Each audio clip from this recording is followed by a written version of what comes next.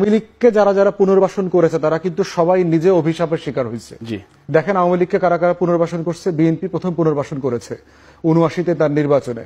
শহীদ president, বাংলাদেশের ইতিহাসের সবচেয়ে সফল রাষ্ট্রনায়ক, তার উদারতার পরিচয় দিতে গিয়ে উনি আওয়ামী লীগকে পুনর্বাসন করেছেন এবং করতে গিয়ে ওনাকে জীবন দিয়ে এটার মাসুল দিতে হয়েছে।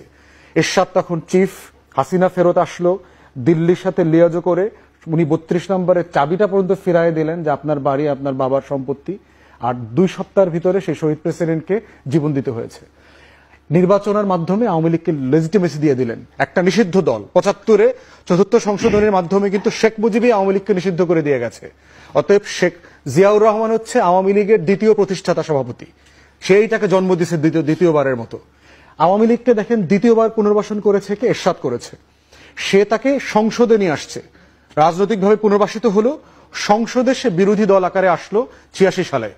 সেই জাতীয় পার্টির অবস্থা কি হয়েছে? পিজা আর কেকের টুকরার মতো ৬-৭ টুকরা হয়েছে, খুঁজে পাওয়া যায় না এখন এই টুকরাগুলা কোথায়।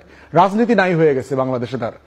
তৃতীয়বার আওয়ামী লীগকে পুনর্বাসন করেছে জামাত ৯৪, ৯৫, ৯৬-তে একসাথে আন্দোলন করে বিএনপির বিরুদ্ধে ১৭৩ দিনের হরতাল, জ্বালাও পোড়াও, হেন কিছু নয় তা করে নাই। সেই জামাতকে আওয়ামী লীগ কি করছে? নাস্তানাবুদ করে দিয়েছে গত ১৬ বছরে। হাজার হাজার নেতা কর্মীকে গুম, খুন, হত্যা, নিপীড়ন, মিথ্যা মামলা, হেন কিছু নাই যা জামাত শিবিরের উপর করে নাই। চতুর্থবার আওয়ামী লীগকে পুনর্বাসন করেছে 111-এর সরকার।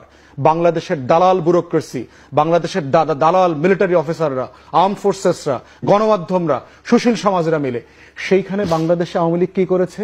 গণমাধ্যমের টুটি চেপে ধরেছে, আমার সিভিল ব্যুরোক্রেসি নষ্ট করে দিয়েছে, মিলিটারি ব্যুরোক্রেসিকে নষ্ট করে দিয়েছে, রাষ্ট্রের প্রত্যেকটা কাঠামো ধ্বংস করে দিয়েছে।